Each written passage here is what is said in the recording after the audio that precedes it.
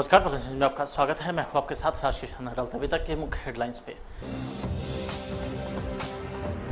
शहीद जवान की अंतिम यात्रा में शामिल हुए सैकड़ों लोग, चीन मुर्दाबाद के भी लगा नारा। लोजपा से प्रमुख चिराग पासवान ने भारत चीन सरहद पर शहीद हुए जवानों के परिवार को सरकारी नौकरी देने की मांग की। बिहार विधान परिषद की 9 सीटों पर आज से नामांकन शुरू, 6 जुलाई को होगा चुनाव।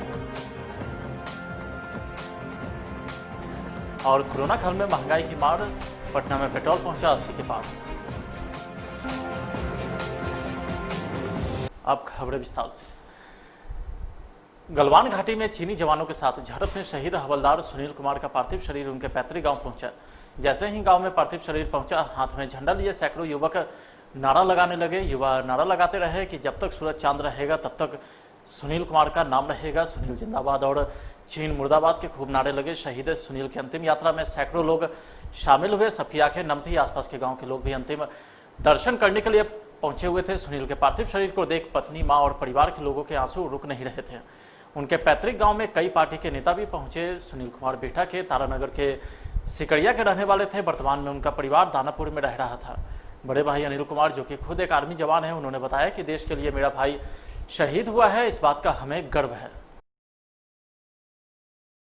जमुई से सांसद व लोक जनशक्ति पार्टी के राष्ट्रीय अध्यक्ष चिराग पासवान ने बिहार के मुख्यमंत्री नीतीश कुमार को पत्र लिखकर भारत चीन सीमा पर शहीद हुए बिहार के जवानों के परिवार के सदस्यों को सरकारी नौकरी देने की मांग की।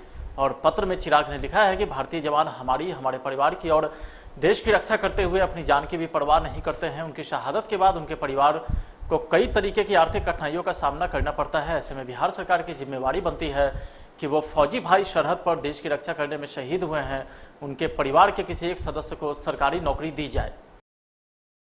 बिहार विधान परिषद की 9 सीटों के लिए नामांकन की प्रक्रिया शुरू हो गई है। तो वहीं 6 जुलाई को चुनाव होगा। आगामी 25 जून तक उम्मीदवार नामांकन पत्र दाखिल कर सकेंगे और 26 जून को नामांकन पत्रों की जांच होगी। लेकिन अब तक किसी भी राजनीतिक दल ने उम्मीदवारों पर अपना पता नहीं खोला है। आपको बता दें कि आयोग ने 6 जुलाई को मतदान की तारीख तय की है। वोटिंग सुबह 9 बजे से शाम के 4 बजे तक होगी। चुनाव के लिए उम्मीदवारों का नामांकन 18 जून से प्रारंभ होगा। 25 जून को नामांकन की आखिरी तारीख है। 26 जून को उम्मीदवारों के नामांकन की स्क्रूटनी की जाएगी। 29 जून को नामांकन वापस लेने की अंतिम तारीख है। 26 जुलाई को शाम 5 बजे मतगणना शुरू होगी। पटना में राजद संसदीय दल की बैठक का आयोजन किया गया। इस अवसर पर पूर्व मुख्यमंत्री श्रीमती राबड़ी देवी, नेता प्रतिपक्ष तेजस्वी यादव समेत सभी राजद विधायक और कार्यकर्ता उपस्थित रहे। चीन भारत के बीच आपसी टकराव में मारे गए भारतीय सैनिक के प्रति 2 मिनट का मौन भी रख सैनिक के प्रति श्रद्धांजलि देने के बाद राजद की बैठक का आयोजन किया गया।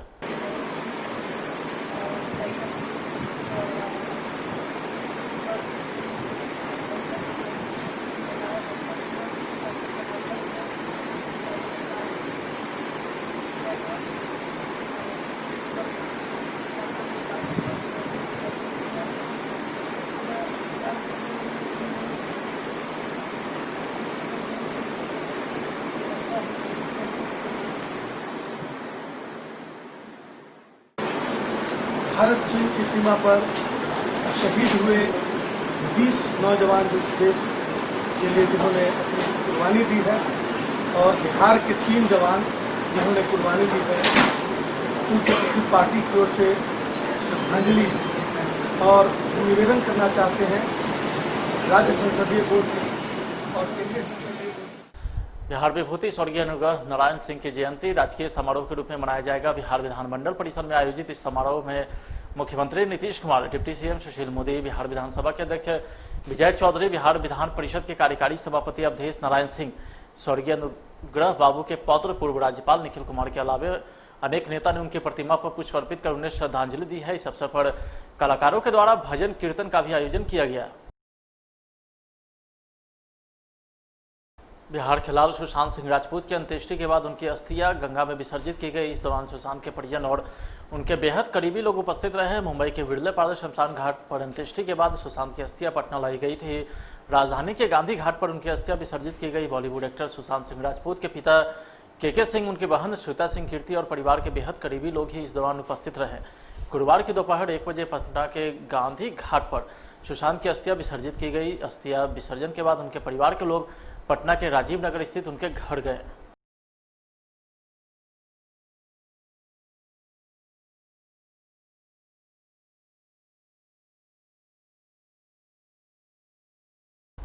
पटना सिटी के चौक शिकारपुर में एक लड़का और एक लड़की के बीच मारपीट की घटना सामने आई है। एक साथ कोचिंग जा रही 3 सहेली को बीच सड़क पर एक लड़के ने पहले बहस की, उसके बाद में पिटाई कर दी है, जिससे वहां पर मौजूद लोगों ने उस लड़के की भी पिटाई कर दी है। मामला क्या है ये तो जांच का विषय है, लेकिन जिस तरह से बीच सड़क पर और भीड़ भाड़ वाले जगह पर एक लड़की के साथ मारपीट किया जाता है, उससे पुलिस प्रशासन पर कई सारे सवाल खड़े होते हैं।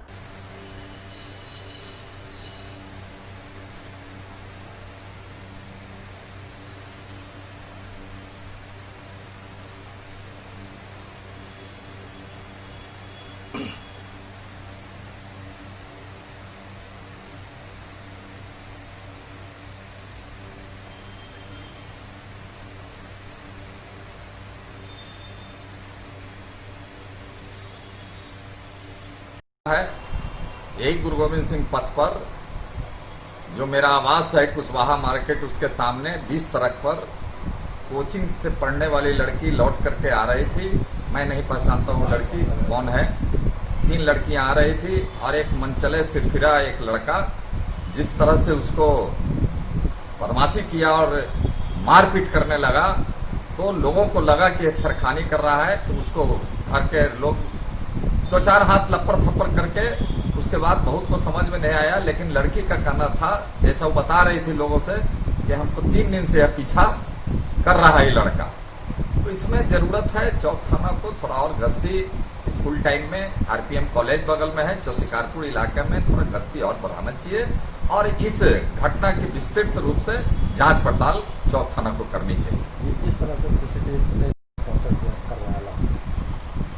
और सीसीटीवी के तस्वीर में तो साफ झलक रहा है कि वह लड़की भी गुस्साए में है और लड़का उसको कुछ चैलेंज कर रहा है, उस पर लड़का भी मारता है और लड़की भी मारती है। तो जांच का विषय है, प्रशासन को जांच करनी चाहिए। कोरोना संकट के बीच आम आदमी को महंगाई का झटका लगा है। पेट्रोल और डीजल की कीमत का बोझ आम आदमी की जेब पर भारी पड़ रहा है। पेट्रोल और डीजल की महंगाई का सिलसिला गुरुवार को 12वें दिन भी जारी रहा। 12 दिन के अंदर पेट्रोल की कीमत में 4 रुपया 63 पैसे की बढ़ोतरी दर्ज की गई, तो वहीं डीजल की कीमत में 4 रुपया 94 पैसे प्रति लीटर का इजाफा हुआ है, जिसके बाद पेट्रोल की कीमत 80 रुपये प्रति लीटर के पार पहुंच गई है, तो वहीं डीजल की कीमत 73 रुपये के पार पहुंच गई।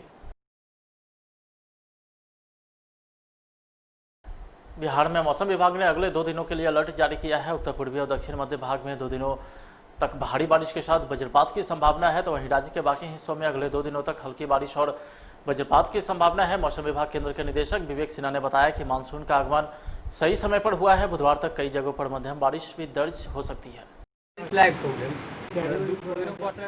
कोरोना संक्रमण को लेकर के देशव्यापी लॉकडाउन में सारे मध्यम वर्ग के लोगों की स्थिति तंगी हो गई है, जिसे लेकर के डीवाई पाटिल इंटरनेशनल स्कूल में मेधावी बच्चों को पढ़ाई में बाधा पहुंचने नहीं देंगी। उन छात्रों को स्कूल की ओर से जांच परीक्षा होगी जिनमें से टॉप करेंगे, उनका नामांकन और महीने का फीस दोनों फ्री होगा। उससे कम वाले छात्रों के लिए 50% नामांकन और महीना फीस होगा। संस्थान के निदेशक रामानुज प्रसाद ने कहा है कि आज की पढ़ाई छात्रों के लिए चुनौती है, इसलिए शिक्षक भी छात्रों को के साथ साथ प्रैक्टिकल की भी तैयारी कराए ताकि छात्रों के मानसिक विकास के लोगों की आर्थिक स्थिति बहुत खराब हो गई है। मेधावी बच्चे का पढ़ाई नहीं रुके, इसके कारण हमने क्या किया है, बच्चों को उनके टेस्ट लेने, छोटे क्लासेज में टेस्ट उसमें हम क्या करेंगे, उनको एडमिशन देंगे और उनको हम स्कॉलरशिप देंगे, उनके मेरिट बेस्ट को स्कॉलरशिप देंगे। लेकिन 11th 10th क्लास में जो बच्चे पास किए हैं, 40 बच्चे आपके इस स्कूल का नाम है बोर्ड से, बिहार बोर्ड से, उनका हम एडमिशन लेने जा रहे हैं और उसको पूरी सभी कुछ खाने के लिए जो उनका हॉस्टल का भी बहुत अच्छी व्यवस्था होगा। कभी आपको हम बुलाकर दिखाएंगे कि भाई हमको ऐसा नहीं कि अगर हम फ्री में पढ़ा रहे हैं तो उनकी वही व्यवस्था होगी जो हमारे हॉस्टल में दूसरे बच्चे पैसे देते हैं, उसका भी व्यवस्था। खाना एक बहुत अच्छा मिलेगा, पढ़ाई एक बहुत अच्छी मिलेगी।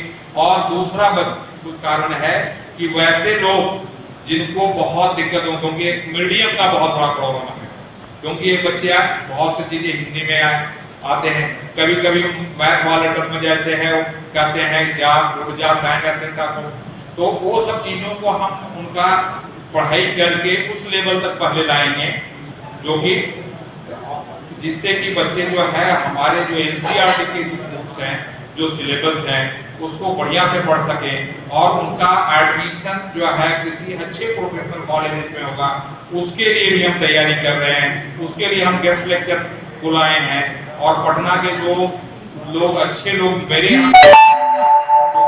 फील्ड से आते हैं, जो अच्छे टीचर उनको पढ़ा करके उसके लिए हम अपने बच्चे जो बच्चे यहाँ एडमिशन लेंगे उसके लिए हम कोई चार्ज नहीं लेंगे, क्योंकि क्या होता है कि वंदे भारत मिशन के तहत प्रवासी मजदूर को लेकर के 2 फ्लाइट गया अंतर्राष्ट्रीय हवाई अड्डा पर देर शाम पहुंची है। एक फ्लाइट जो दुबई से चलकर गया अंतर्राष्ट्रीय हवाई अड्डा पर 189 यात्रियों को लेकर पहुंची है, तो वहीं दूसरी फ्लाइट ढाका से चलकर 170 प्रवासी मजदूरों को लेकर के गया के अंतर्राष्ट्रीय हवाई अड्डा देर शाम पहुंची है। कल भी सऊदी अरब और दुबई से इंडिगो की फ्लाइट प्रवासी मजदूरों को लेकर के गया के अंतर्राष्ट्रीय हवाई अड्डे पर पहुंची।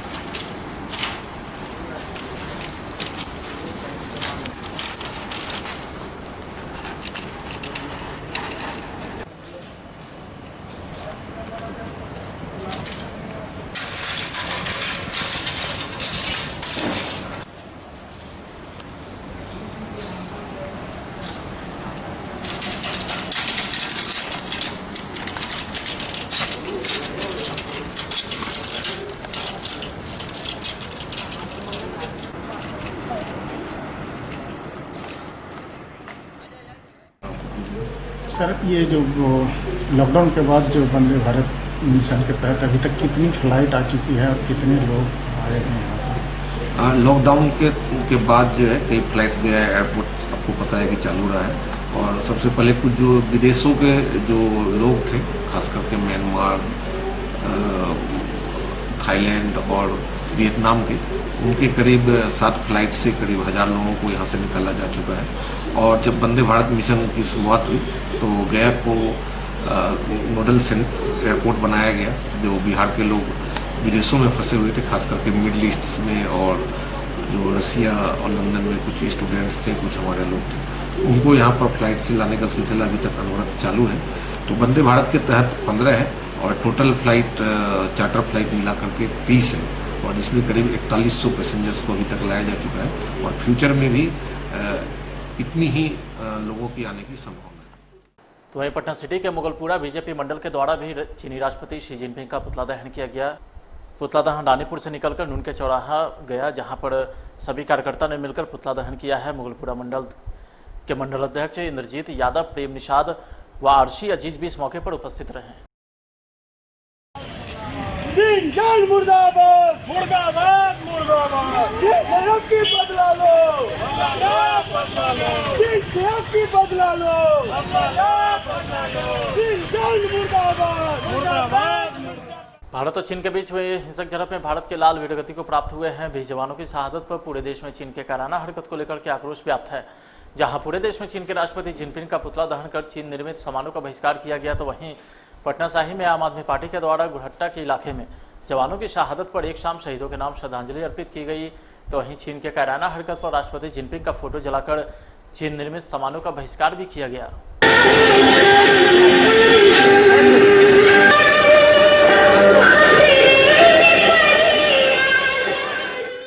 बातचीत के क्रम में जब मामला भड़का तो धोखाधड़ी से हमारे 20 जवानों की, जो कि बिहार के ही थे, बिहार रेजिमेंट से अधिकांश थे, उनकी हत्या कर दी गई है। आम आदमी पार्टी इस धोखाधड़ी के खिलाफ, चाइना की धोखाधड़ी के खिलाफ विश्व समुदाय के समक्ष अपना विरोध दर्ज करती है। हम महात्मा गांधी के सामने बैठे हैं, हम गांधीवादी विचारधारा के लोग हैं, लेकिन हम चेतावनी देना चाहते हैं चाइना को कि चाइना हमारी परीक्षा ना ले। अब का जो भारत है ये 1965 का भारत नहीं है, अब का इंडिया 2020 का इंडिया है, जब पाकिस्तान ने। चीन के साथ हुई झड़प में शहीद हुए बिहार के 5 सैनिक के सम्मान में कांग्रेस कार्यकर्ता ने सासाराम में कैंडल जलाया है। सासाराम के गांधी स्मारक पर कांग्रेस कार्यकर्ता ने शहीदों के सम्मान में 2 मिनट का मौन भी रखा और कैंडल जलाकर श्रद्धा सुमन अर्पित किया। आज बहुत ही बड़ा दुखद बात है कि चाइना ने हमारे 20 सैनिकों को मार दिया, जिसके लिए हम लोग शहादत श्रद्धांजलि देते हुए इसको संवेदना व्यक्त करते हैं। 40 वर्षों में जो एक भी सैनिक नहीं मारे गए, और आज 20 के 20 और बिहार से भी एक सैनिक हमारे जो वहाँ पे हैं उनकी भी शहादत हुई। मोतिहारी के सुगौली में लद्दाख के गलवान घाटी में सैनिक पर चीनी सैनिकों द्वारा किए गए हमले में शहीद हुए भारत माता के वीर सपूतों को सुगौली नगर भाजपा के द्वारा मोमबत्ती जलाकर श्रद्धांजलि अर्पित की गई। भारतीय फौजी के साथ जो चीन के द्वारा किया गया है हमला, इसको कुछ बताएंगे?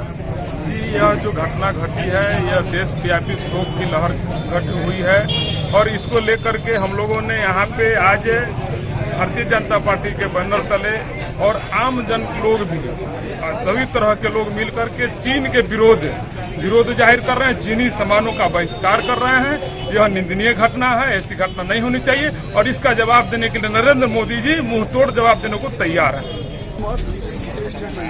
जी बोला जाए सर। आज हम सभी सुगौली नगरवासी देश में जो आज एक प्रकार से जो विपद स्थिति आ गई है, इसमें सुगौली वासी भी सम्मिलित है।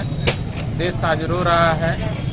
20 भारत माता के सच्चे सपूत शहीद हुए हैं, उसमें बिहार के भी 5 सपूत शहीद हुए हैं।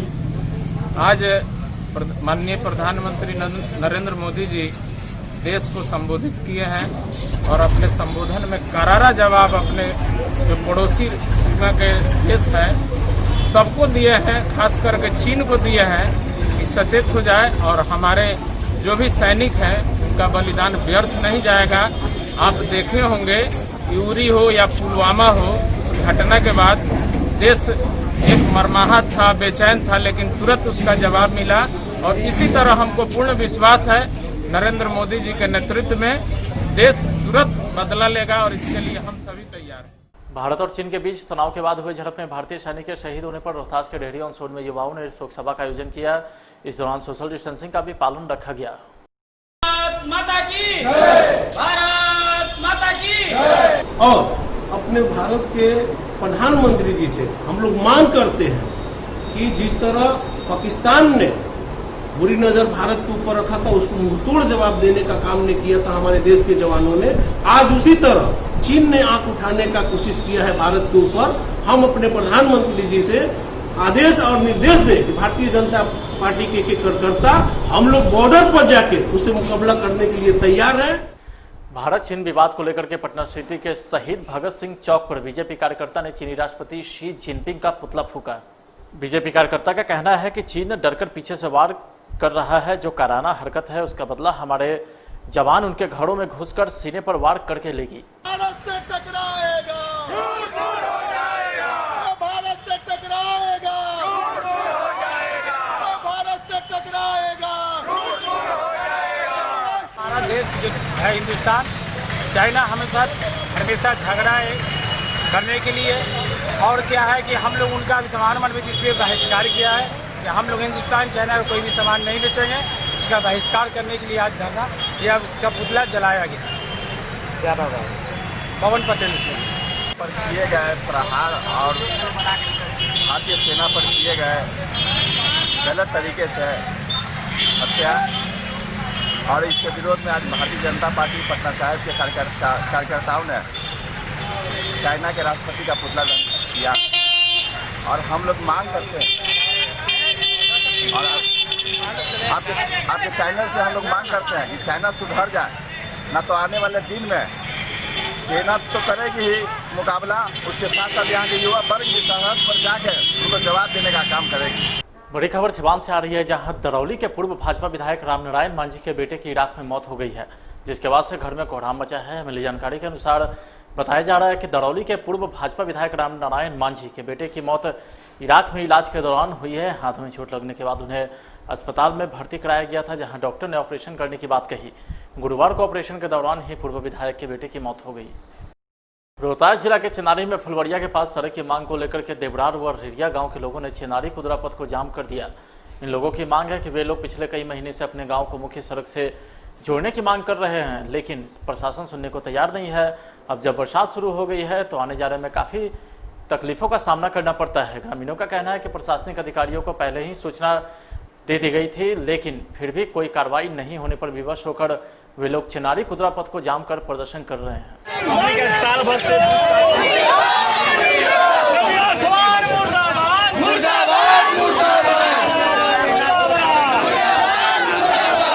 पूरी करो, सड़क निर्माण पूरी करो।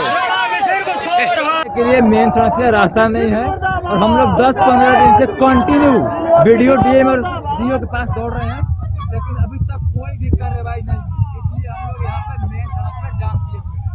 हमारी मांग है कि हमारा सड़क पूरा किया जाए।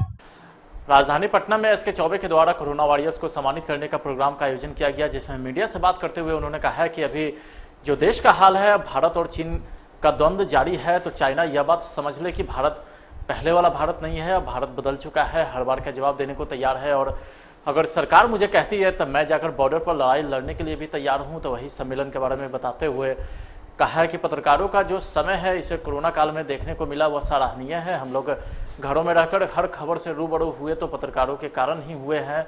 वैसे मेरी तरफ से एक छोटा सा प्रयास उन पत्रकारों के लिए जो कोरोना काल में हमें घर बैठे खबरों से रूबरू कराते रहे। लेकिन हमारा भारत स्ट्रॉन्ग भारत है, पहले वाला भारत हमारा नहीं है।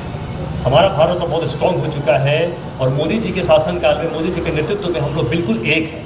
अगर मुझे मौका मिले, अगर मुझे दिया जाए मौका तो मैं युद्ध में जाकर लड़ना चाहूँगा। तो मेरे ऐसे इंडिया के सारे लोग जो है वो एक हैं और चाइना इस बार मुंह की खाएगा। अगर चाइना, इंडिया इतना स्ट्रॉन्ग हो चुका है कि चाइना को हम लोग डिस्ट्रॉय करके रख देंगे, ये पूरा मुझे विश्वास है और ऐसा हम करके रहेंगे। चाइना को पीछे जाना पड़ेगा और ऐसे में सर पत्रकारों को सम्मानित करें। एक्चुअली मेरे बहुत सारे फ्रेंड्स आपके फील्ड में हैं और मीडिया के फ्रेंड्स को जब मैं देखता हूँ काम करते हुए, बहुत सारे टीवी चैनल्स को मैं उस समय देख रहा था कि मतलब जैसे महामारी फैली हुई थी और लोग गली गली हर घर में जा रहे थे, हर घर में लोगों को पूछ रहे थे क्या उनको प्रॉब्लम है क्या नहीं है। रियली मतलब बहुत बड़ा काम है ये। कोरोना से लड़ना अगर सिखाया मीडिया ने, डर हम लोग रहे थे उससे कैसे उबरना है सिखाया मीडिया ने। मीडिया का रियली मैं प्रणाम करता हूँ मीडिया का, और मीडिया जो कर रहा है उसका कोई मुकाबला नहीं है, वो अमूल्य है। उनकी जो सेवा है वो अमूल्य है। रोहतास में अपराध रुकने का नाम नहीं ले रहा है। करगहर थाना के सिसरिया के पास से एक अज्ञात शव बरामद होने से सनसनी फैल गई। मृतक के शव की पहचान नहीं हो पाई है। ग्रामीण की सूचना पर पुलिस मौके पर पहुंची और शव को अपने कब्जे में लेकर पोस्टमार्टम के लिए सासाराम के सदर अस्पताल भेज दिए। आता है सिरसिया पुल पर मिला लाश। कौन थाना का मामला है? करगहर थाना। युवक का, युवती का है, किसका है ये? किसका शव है? महिला का या पुरुष का है? पुरुष का है। कितना लमसम उम्र होगा, कुछ अंदाजा है क्या? उम्र तो कोई पता ठिकाना नहीं, कितना नहीं सड़ गया। क्या नाम पड़ेगा आपका? रोहतास के चिनारी थाना अंतर्गत पिठियाव गांव की रहने वाली 40 साल की महिला लालती देवी की एक निजी क्लिनिक में ऑपरेशन के दौरान मौत हो गई है। परिजन ने चिकित्सक पर लापरवाही का आरोप लगाया है। लालती देवी की मौत के बाद पुलिस को सूचना दी गई। पुलिस ने सबको अपने कब्जे में लेकर पोस्टमार्टम के लिए सासाराम के सदर अस्पताल भेज दिया। हुआ है सर, कोठी के ऑपरेशन हुआ, उसी के दौरान मर गई। कहाँ के रहने वाले थे मृतक? पिठियाव के। कौन थाना? चिनारी थाना से। क्या नाम पड़ेगा आपका? अवधेश पासवान। कौन थाना? चिनारी थाना। और करते करते मर गई। क्या नाम है मृतक का? लालती देवी नाम है। कौन सा हॉस्पिटल में इलाज चल रहा था इनका? माँ शारदा हॉस्पिटल। कहाँ पे है? चिनारी थाना के बगल में, दक्षिण चिनारी। मृतक क्या नाम है महिला का? महिला का नाम है लालती देवी। उम्र कितना है? 40। कहाँ की रहने वाली हैं? पिठियाव से। खबर रोहतास से है, जहां कोल्ड ड्रिंक्स में जहर देकर हत्या का मामला सामने आया है। हत्या का आरोपी मृतक देव कुमार पासवान की पत्नी पर लगा है। पुलिस ने सबको पोस्टमार्टम के लिए सासाराम सदर अस्पताल भेज दिया है। आरोपी पत्नी बिहार पुलिस में सिपाही के पद पर मोतिहारी में तैनात है। ड्यूटी करती थी मोतिहारी में। छुट्टी ले करके वो अपना पति और बच्चा को आया घर, और घर आकर के अब इसको दवा कराने के नाम पर यहाँ अपना नैहर ले आया, और नैहर ले आकर के माजा जो होता है पीने वाला, उसमें मिला के उसकी सास, लड़का का सास और पत्नी दोनों मिला के पिला दिया। उसके पिता और धमकी भी दिए कि कहीं कुछ करेगा तो तुम्हें उड़ा देगा। पहले से कोई विवाद था क्या उन लोगों? हाँ, पहले से विवाद था। वो 14 लाख रुपया में खेत तय किया था, हमसे 6 लाख रुपया भी मांगा था। हम नहीं दे सके क्योंकि हम हड़ताल में थे, वेतन 5 महीना से नहीं मिल रहा था। तो हम बोले कि मेरे पास पैसा नहीं है, नहीं उतना दे पाएंगे। इस किसी उसको प्रताड़ित करने लगा और कहने लगा कि पैसा मांगो नहीं। कौन प्रताड़ित कर रहा है? उसकी पत्नी कि पैसा मांगो, जमीन लेना है, नहीं तो तुमको हम ही करेंगे। क्या करती है पत्नी? कुछ करती है? पत्नी सिपाही, बिहार पुलिस का सिपाही है। कहाँ? मोतिहारी में ड्यूटी करती है, और वहाँ से छुट्टी लेकर के यहाँ कांड करने के लिए स्पेशल सफर किए। पहले भी कई बार इग्नोर कर दी है कि हम तुमको नहीं रखेंगे। कल कैसे घटना हुई? कल घटना वो अपना गांव पर से यहाँ आया था रोहतास, आई 6 बजे जहर किया, गमवा दिया। हम लोगों को कोई सूचना नहीं दिया, कोई सूचना नहीं दिया। किसी तरह से जानकारी हुआ, हम लोग आए, फोन लगा रहे हैं उसके ऊपर, उसके बाप के ऊपर, कोई नहीं उठा रहा है, आना बता रहा। तब जाकर के 11 बजे रात के हम लोग लास्ट। क्या नाम है मृतक का? मृतक का देव कुमार पासवान। उम्र कितना है? उम्र 28 वर्ष। कितने साल पहले शादी हुई थी? पहले 2010-11 में शादी हुआ है, यही 10 साल के लगभग, 9-10 साल। उसका 3 बच्चा भी है। और ये पुलिस में जब बहाल हो गई तो इसका मनमानी बढ़ गया और इसको कभी भी अपना नहीं समझा, जबकि सारा पैसा ले करके ही लड़का अपना से लगाया। हम भी उसमें 100 लाख रुपया दे करके लगाए थे कि भाई कैसे हो। क्या नाम पड़ेगा आपका? मेरा प्रेमलाल पासवान, देव कुमार के पिता हैं। रोहतास के संझौली में करंट की चपेट में आने से एक 30 साल के युवक की मौत हो गई है। बताया जा रहा है कि युवक गली में टहल रहा था, इसी बीच ऊपर से गुजर रहे एक बिजली के तार की चपेट में आने से वह झुलस गया और घटनास्थल पर ही उसकी मौत हो गई, जिसके बाद ग्रामीणों ने पुलिस को सूचना दी। गली में था ना, वहीं मतलब गिर गया तार है, पकड़ लीजिए। कौन गाँव का मामला है? कौन गाँव का मामला है? दूसरा का है। कौन थाना पड़ेगा? संझौली। क्या नाम है मृतक का? मनोज कुमार। उम्र कितना है? 30 से 31 साल। कौन थाना? संझौली थाना। फिलहाल आज की खबर में इतना ही। आप देखते रहिए प्लस न्यूज। नमस्कार।